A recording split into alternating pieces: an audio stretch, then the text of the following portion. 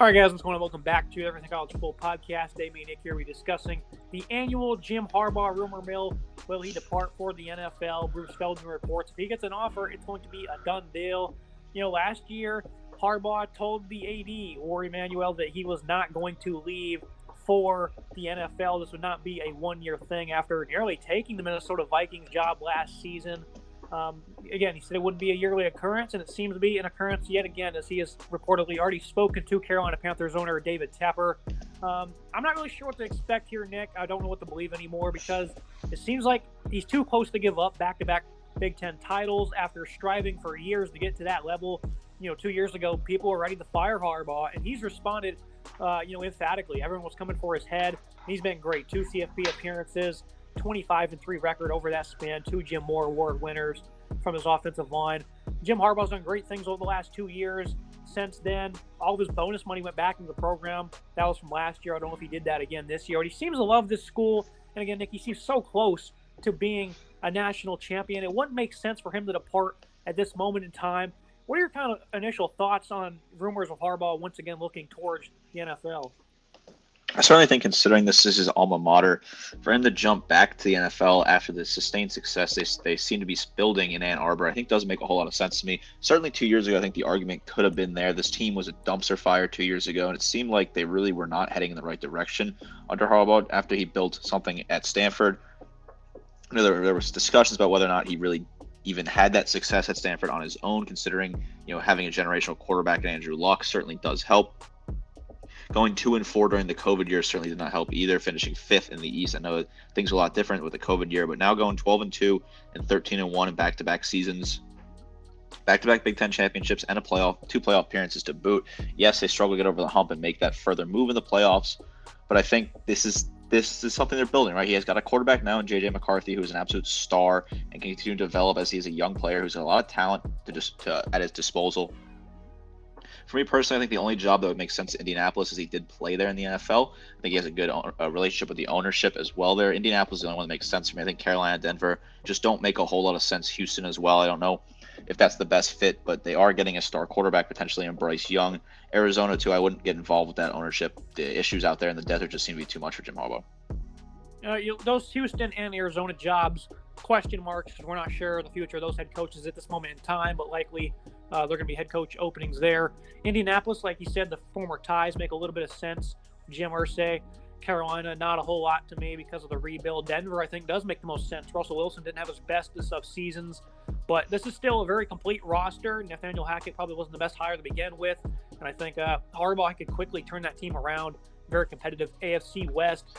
Looking last year, though, he interviewed for Minnesota. That's an offense that has a lot of pieces. Guys like Kirk Cousins, Dalvin Cook, Justin Jefferson. This is an offense that is really good. They've won 12 games this year. I'm pretty sure all of them have been in single-score games, but regardless, this is still a very intriguing option that he declined with. So I do think the most sense for him would be Denver. But if he's listening to Carolina, he potentially is interested in a rebuild. This still doesn't make a whole lot of sense considering the ceiling I don't think has been met with Michigan. Some coaches, you think they've taken the team and the program too far. 10th or worse in recruiting since 2018 for Michigan. It seems there will be a lot left out there on the trail that I think they can continue to accomplish, and he's yet to make it to a national title despite being right there these past 2 seasons. The playoff appearances have not went great at all. Got blown out against Georgia. Looked pretty, pathetic, I would say, against TCU, especially since they're great in the trenches, and that really wavered in the game against the Horned Frogs and against Georgia, of course. All in all, Nick, what do you think is going to happen here? We're going to talk about a handful of candidates coming up next. What do you think Jim Harbaugh is going to do, though, in the end? Who do you think he's going to be coaching for in 2023? I think staying makes the most sense at this moment in time. He's beaten Ohio State 2 years in a row, and like you said, he is not even putting together the best classes possible. There is still a lot of room for him to grow here in terms of recruiting. There is some serious talent in the Michigan-Ohio area that I just don't see Michigan totally taking advantage of the ties and the recruiting talent that is in the state. I know there's a lot more talent in the southern portion of the United States, so I think there is some serious talent to be had still in those 2 states. Being at his alma mater, the fans love him. There's no one calling for his head now after back-to-back Big Ten titles. And succeeding what we expected to be a down year this year, I don't think a lot of us had Michigan beating Ohio State at the start of the season, and they were able to pull that off. Yes, it's disappointing that they get to the playoffs and drop 2 pretty poor performances, in my opinion. The defense did not look good against TCU, really lost the battle in the trenches, like you said. And of course, they got blown up by Georgia last year. I think he should stay. I think he's building something here. I think this team has potential to continue to compete in the Big Ten. I think the road will get tougher as Ohio. I think Ohio State's going to get better under Ryan Day. I think Ryan Day certainly does not lose his job. I think Ohio State are getting better year in, year out. But I think Michigan still has a lot of room to contend here. There's a lot of talent to be had in the Big Ten. I think Michigan has the best chance to succeed under Jim Harbaugh. And this turmoil is not good for the program one bit. You remember last year when he interviewed for the Minnesota job, Josh Gaddis unexpectedly left after being the top assistant in college football, winning the Broyles Award for that. He left, though, unexpectedly. He said he did not feel appreciated by the Michigan admins. So, and of course, it doesn't help with recruiting. So it was not very good last year, despite all signs pointing upwards for Michigan. So Harbaugh definitely needs to make a decision. If he decides to leave, looking at a handful of options here, Nick, I think the go-to guy is going to be P.J. Fleck. He went 1-11 in his first year at Western Michigan, fourth and final season. He went 13-1, had a near 6 berth, took Wisconsin to the wire in that one. 9+ wins in 3 of the last 4 years at Minnesota, with the COVID year being the lone outlier. Jim Harbaugh's lost 6 straight bowl games, 4-0 in the 10-year in the postseason for P.J. Fleck. Top 10 in scoring and total defense the past 2 years. I remember 3 years ago, this defense for Minnesota was not very good. They, did not return many starters. They were allowed over 30 points per game. And then the way they responded has been great, because that was a big concern with me in Minnesota back in 2020. 30 points per game allowed. Didn't get many guys back. And they've been great the past 2 seasons. It's definitely been a focal point for P.J. Fleck and the Golden Gophers. This is a very energetic head coach. One thing about him is he's winning games here and he's competing for division crowns. They've yet to punch their tickets to the postseason with 38th or worse in recruiting. Big brand in Michigan. He's obviously going to be able to show up there and at least instantly get, I would say, top 20 classes. Joe Rossi's probably going to come over with him, the defensive coordinator. His 4-2-5 scheme has really ran rapid in this conference. A big problem with Minnesota, though, is, again, back in, 2019, this passing attack was great. 3,200 yards, 30 touchdowns from Tanner Morgan. He set school records that year. Tyler Johnson, Rashad Bateman also did that pass catcher. Since then, the offense has kind of wavered, Nick. It's certainly been more about the ground and pound in the running game. The quarterback play has been very concerning, though. They've had a great offensive line full of size and veterans. Tanner Morgan, though, an experienced quarterback. They've not gotten much out of him the last 3 years, and that's really hurt them at times. They lost to Bowling Green a couple years ago, and the losses this year, they scored 17 or less in all 4 of those losses. So obviously, P.J. Fleck, I think he's a really good coach. For your offense to perform that poor and still win this many games, I think it's certainly impressive. What is your stance on P.J. Fleck potentially being the coach? Because I think he's going to be the number 1 guy for Michigan if Harbaugh decides to leave. I think P.J. Fleck makes the most sense for me out of any hires. I think the Big Ten hire already has those recruiting trails kind of entrenched. Even though his recruiting class have not been fantastic, I think he kind of has that already built in. You don't want to hire somebody outside the conference, in my opinion. You want to have someone that's kind of have those recruiting guys set up.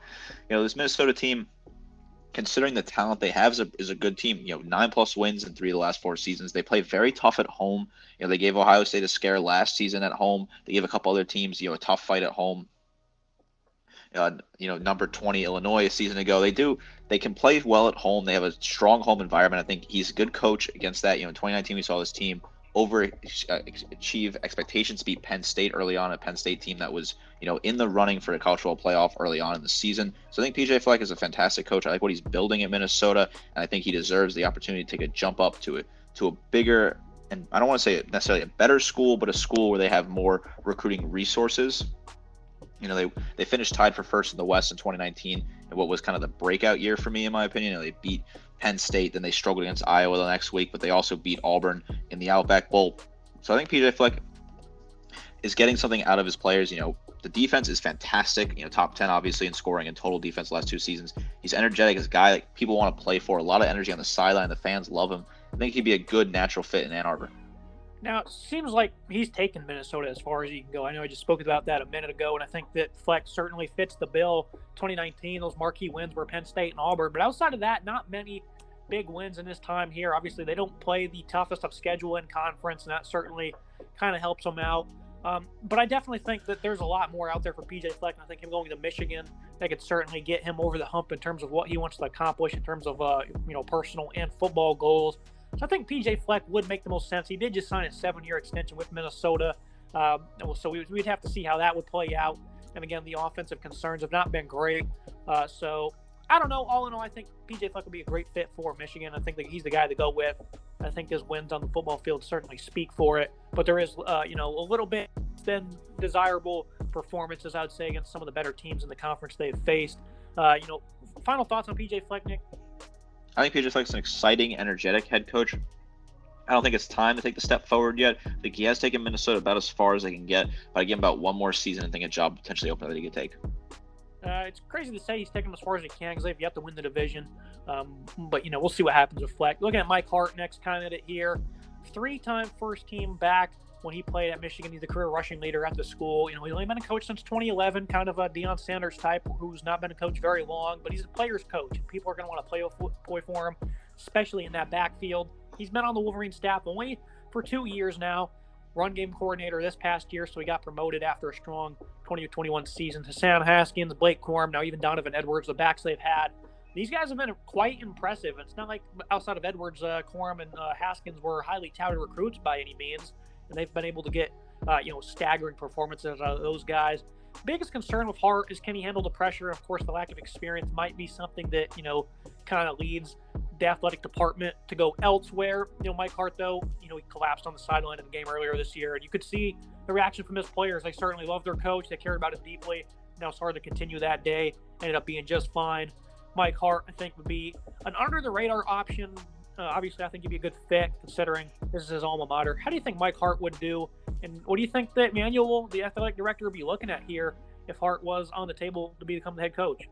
I certainly have been a proponent in my life of hiring from within. I think it's a good idea to keep that same continuity in a program, especially in college where there's so many moving pieces in running a successful college football program.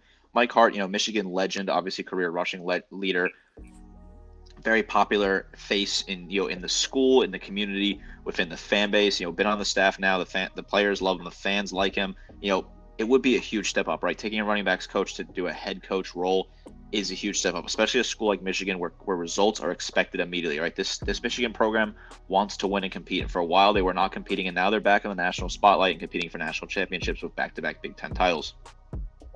I personally think that a hire like Mike Hart is too much of a gamble for a school like Michigan. If you got a smaller school in the conference, looking at Rutgers, Maryland, something like that, I think that's a fit that could work there. But I think given what the status of Michigan is and how they want to compete from day one, they want to be able to kind of churn out prospects, churn out talent, win games as much as possible. I think a guy like Mike Hart is just too much of a gamble for a program like Michigan.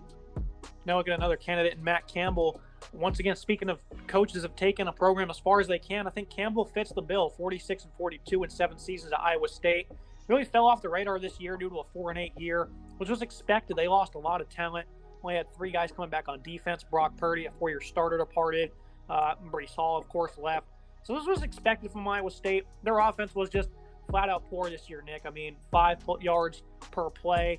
They did not score a lot of points either. 370 yards per game, 20.2 points per contest. This is just an offense that struggled significantly despite having a senior offensive line, a veteran offensive line. This is a team, though, that plays great defense year in, year out. Look at the game log this year. They did not allow over 400 yards once this season. That is crazy for an 8-loss team. They lost 62-14 to TCU. Only gave up 377 on that one. They were on the field almost 70 plays. Outside of that, that's the lone game where they've ever gotten blown out over the last couple of years. They play teams within 10 points every single time they lose. They lost to Kansas by 3. They lost by 1 point to Kansas State, who ended up winning the conference. Lost by 3 on the road against Texas. They lost by 4 to Texas Tech.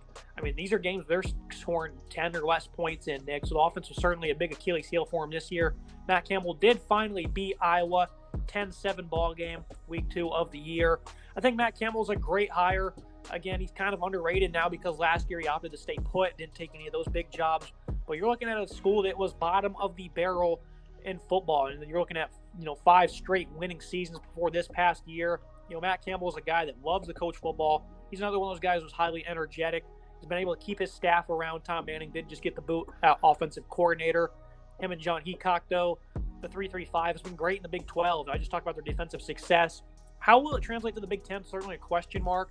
Luke Fickell, he's bringing Mike Tressel over from Cincinnati, and they ran the 3-3-5, so they're very confident he can work in this conference.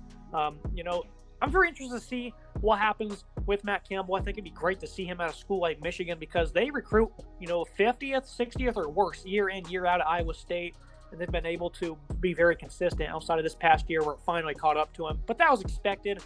has implemented a physical brand of ball on both sides. This is a very resilient team. Again, they very, very rarely get blown out. Defense and running the ball has been a big focal point for Matt Campbell. And that's been the same here at Michigan during this 2-year turnaround here under Harbaugh. How do you think that, Campbell fits here? A lot of people are unsure how he would handle the pressure, but I think I'd be very excited to see how this works out. I think Campbell will be a solid fit. Campbell had a lot of options last year after Iowa State, had a successful 2020 going 9-3, kind of dropped off a little bit in 2021 going 7-6, losing the Cheez-It Bowl. Then they've really fallen off this year, but obviously, they lost a ton of talent, a lot of production on offense, star running back, quarterback gone as well. So I definitely think that was part of it. There was rumors that Campbell was offered a deal by the Detroit Lions potentially at one point. That never really came. We don't really know if that was fully legit or not, but I think there's obviously a lot of interest in him in multiple different areas, NFL and college. I think Matt Campbell would be a great fit. I like the 3-3-5 a lot. I think it's a solid defensive system. I think it could work in the Big Ten if you implement it rightly and get the kind of right talent you need for that. I think it would be a solid idea and a good test run. But of course, again, when you talk about test runs and things like that, Michigan doesn't really seem to be the school that has time for patience to kind of work out the kinks in a different formation like that on defense. Overall, I think he's a solid coach. 46-42 at Iowa State is a pretty impressive number considering the lack of, sort of recruiting talent that they have at Iowa State. Being bowl eligible in 5 seasons, not bad. 2 bowl wins, I think is a solid stat. So I think this could be a solid pick here. I think he's a good coach who has a good physical brand of football. They don't really get blown out. They fight really hard, and I think that's something that they would like at Michigan. Yeah, I think you implement that.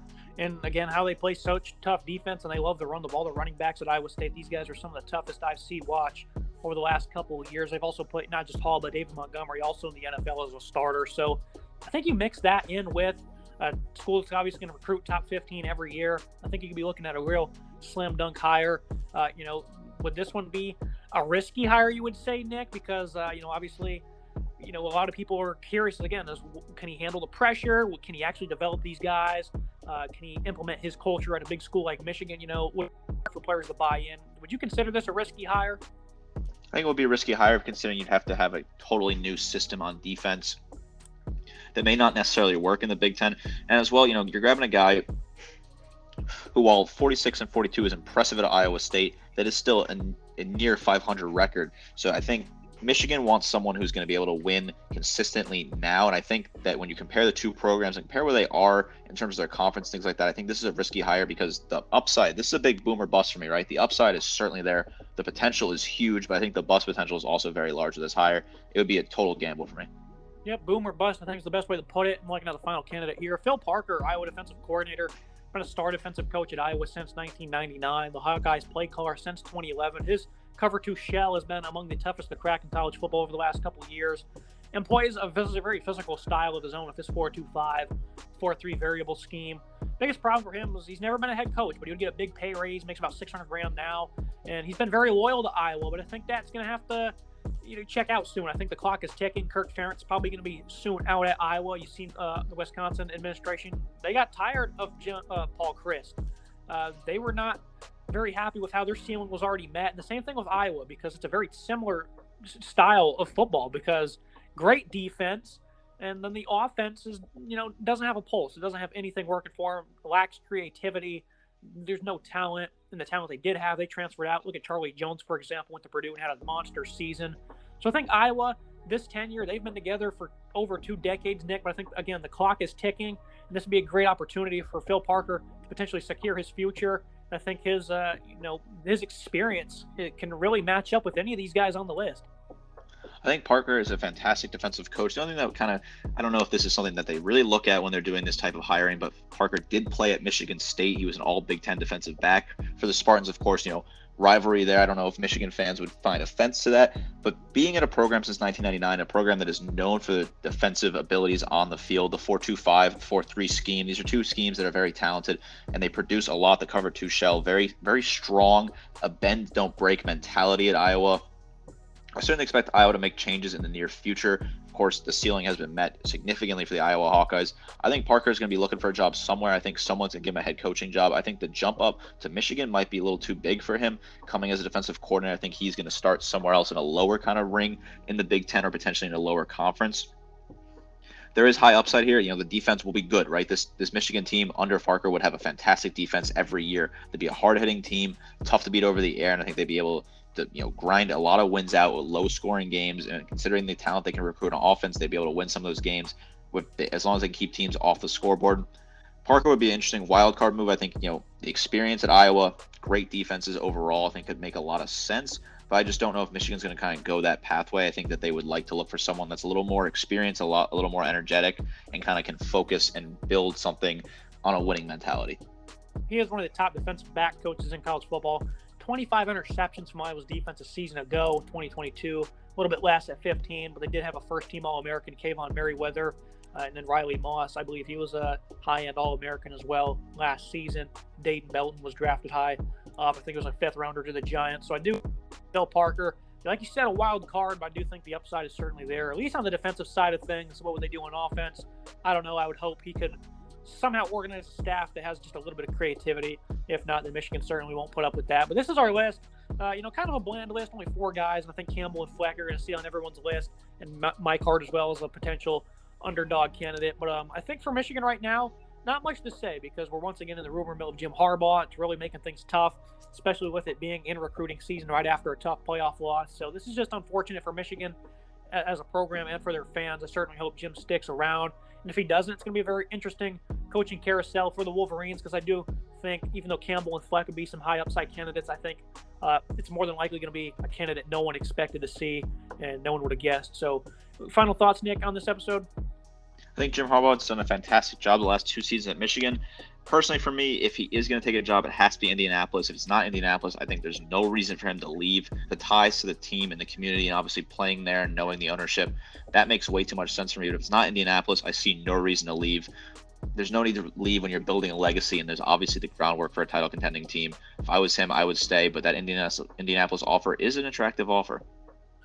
No, I'm just speculating here, but maybe he makes a call to Andrew Luck and those two reunite. I'm not sure. I'm just kind of speculating there. That'd be pretty interesting. That's me for today's episode, guys. As always, Nick, I appreciate you joining me. Yeah, absolutely. Make sure you guys like, comment, subscribe.